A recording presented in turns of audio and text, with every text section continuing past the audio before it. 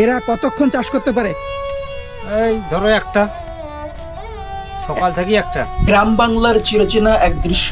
একজন কৃষক কাঁধে লাঙ্গল, সঙ্গে জোয়াল আর দুটি গরু নিয়ে মাঠে নেমেছেন হাল চাষ করতে। আধুনিক যন্ত্রের যুগেও বাংলার গ্রামে এখনো টিকে আছে এই পুরনো কৃষি ঐতিহ্য।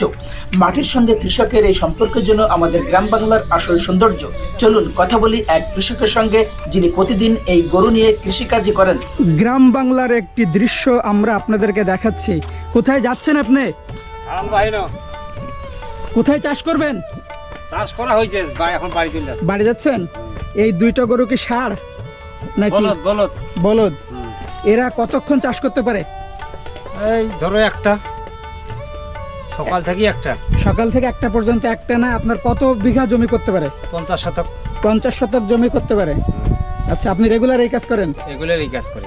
খুবই ভালো। এটা হচ্ছে লাঙ্গল। কই আমাদেরকে দেখান তো লাঙ্গল। এটা হচ্ছে লাঙ্গল।